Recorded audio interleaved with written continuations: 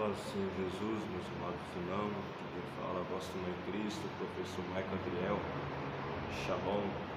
Queria trazer para nós uma reflexão sobre qual que é a necessidade, um conselho que você daria para os pregadores atuais.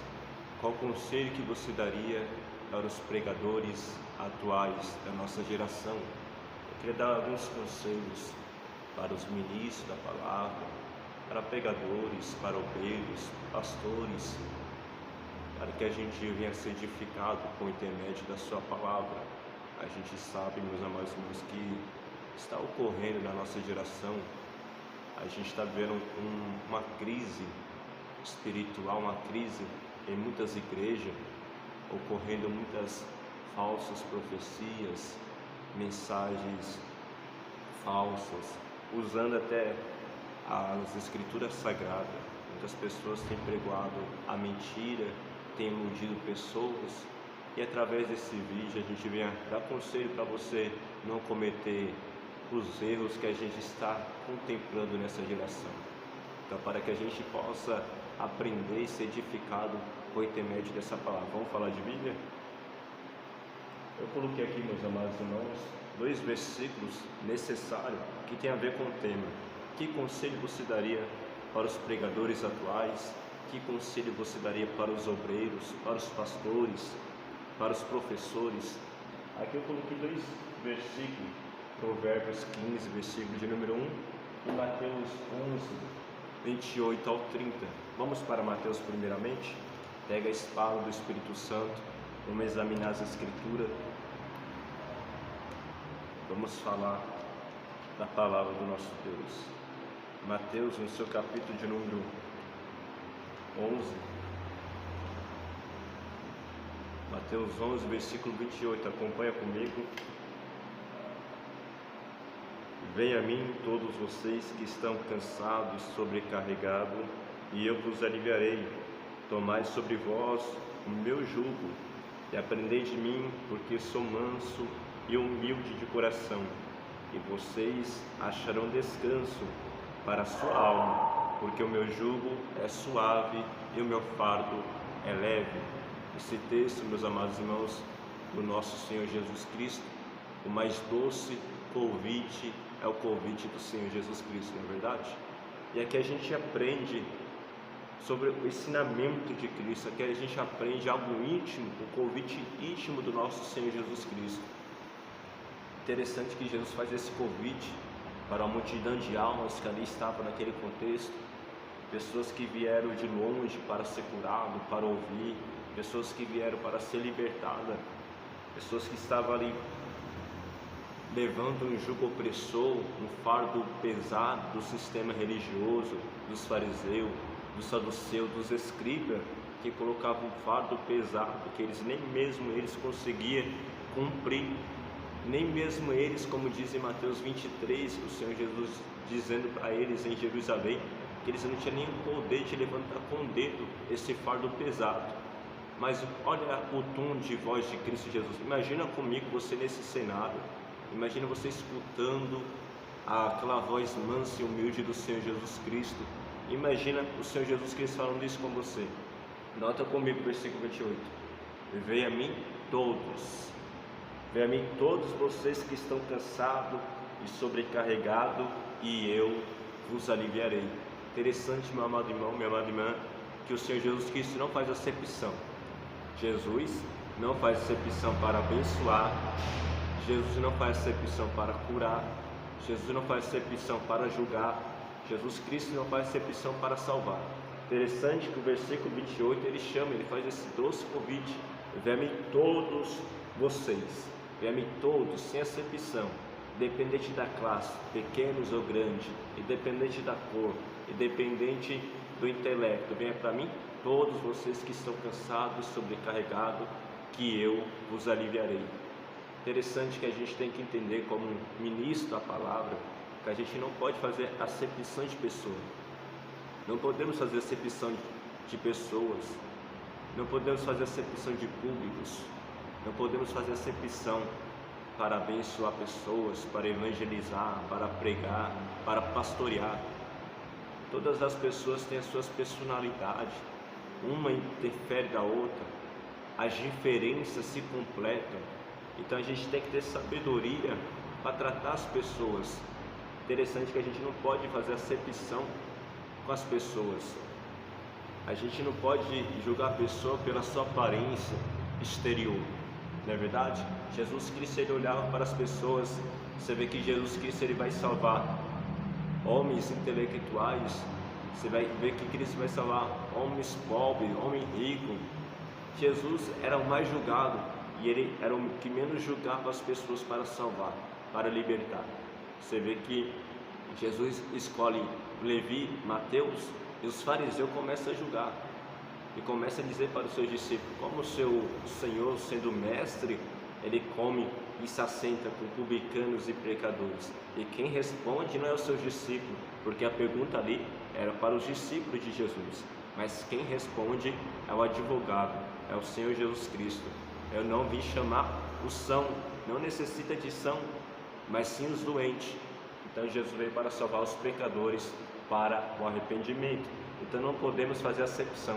Você pregador, você pastor, você obreiro, não faz acepção. A salvação é para todos, a gente tem que pregar a verdade para todos. Mas qual que é a forma? Qual que é a maneira que devemos pregar a verdade? Aqui que está o grande erro da maioria dos pregadores atuais. Qual que é a forma? Como devemos pregar a verdade? Olha o versículo 29. Tome sobre vocês o meu jugo e aprendei de mim, porque sou manso e humilde de coração, e vocês acharão descanso para a vossa alma. Olha que interessante o que nosso Senhor Jesus Cristo: tomai sobre vós o meu jugo. Você sabe muito bem que o jugo, naquele contexto, tinha um jugo de boi, eram 2 bois que carregavam o seu jugo. E algumas interpretações vai dizer que o jugo que Jesus está se referindo aqui é o jugo do boi, que colocava sobre o boi, um boi colocava um jugo e outro jugo no outro boi, como se Jesus fosse um boi que carregava o jugo mais pesado e o discípulo carregava o jugo mais pesado. Mas eu fico com essa interpretação que eu vou falar para você agora. A interpretação naquele contexto, assim como o Dr. Carlos Malatti defende essa interpretação, eu gosto muito dessa interpretação. A interpretação que naquela época era os discípulos que escolhiam seu rabi. Naquele contexto judaico, quem escolhia o seu mestre, o seu professor, o seu raboni, era o discípulo. O discípulo ia na sinagoga, ele escutava a Torá, ele escutava os ensinamentos do mestre, do rabi, e ali ele ia escolher um dos mestres. Ele ia em várias sinagogas. Por exemplo, ele ia na sinagoga no sábado, na Galileia.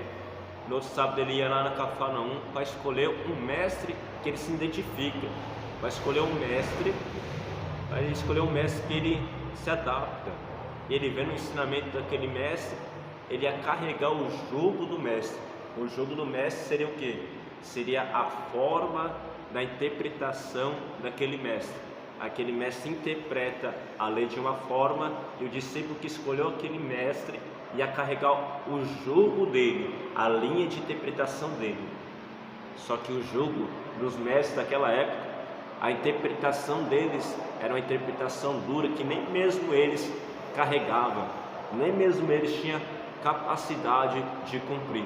Aí vem o Senhor Jesus Cristo: aprendei de mim, que eu sou manso e humilde, tomai sobre vós o meu jugo, porque o meu fardo é leve e o meu jugo é suave. Ou seja, a minha forma de interpretação é leve e é suave. Interessante também, trazendo uma aplicação para nós, título de informação para você, que Jesus é o único mestre naquele contexto que não foi escolhido. É verdade, Jesus não foi escolhido pelos seus discípulos, mas ele que escolheu os seus discípulos. Eis que vos escolhi e nomeei para que vades deis fruto. Jesus foi o mestre que escolheu os seus discípulos.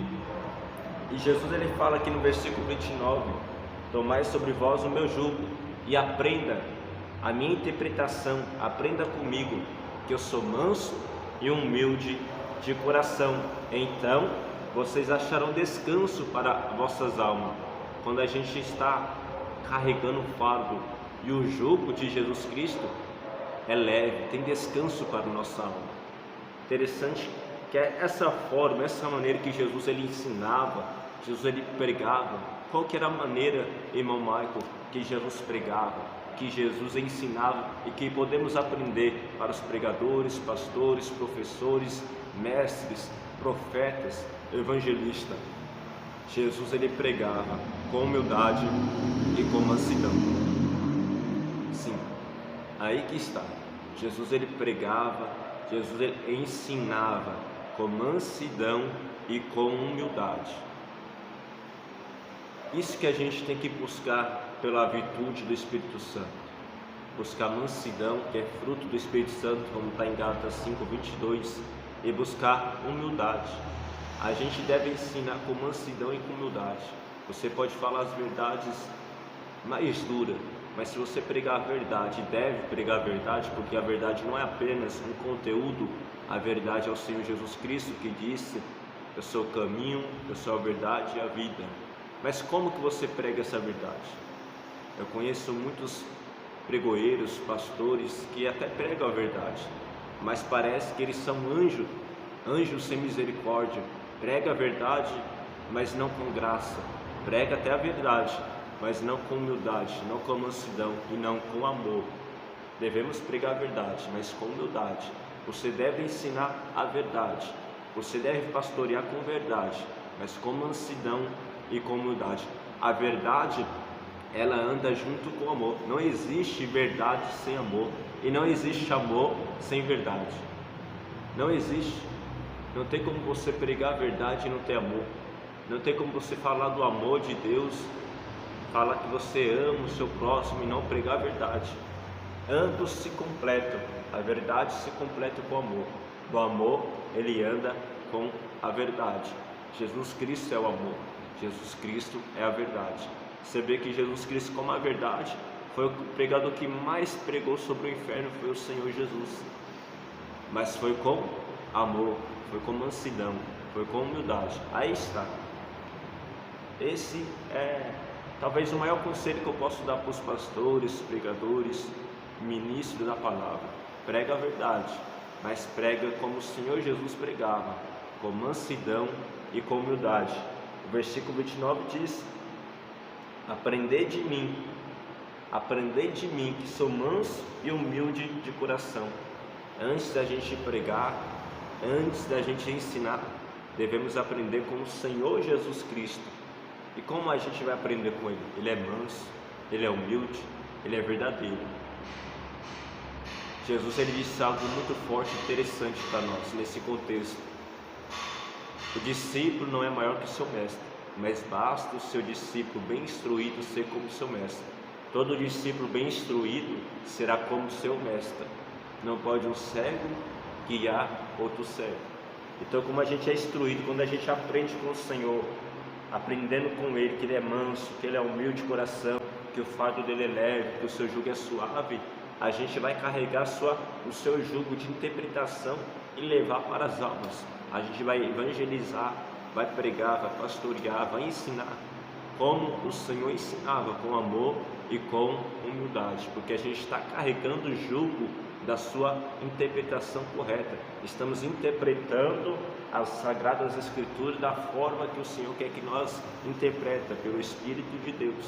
Então você deve pregar a verdade, mas com mansidão e com humildade. Outro texto também que a gente colocou aqui, Provérbios 15, abre comigo por gentileza. Provérbios 15. Louvado seja Deus por essa oportunidade de estar aprendendo com vocês. Provérbios, capítulo de número 15, seu versículo de número 1. Olha o que diz Provérbios 15, versículo de número 1. A resposta branda ou a resposta gentil, a resposta branda desvia o furor, mas a palavra dura suscita a ira. Já percebeu?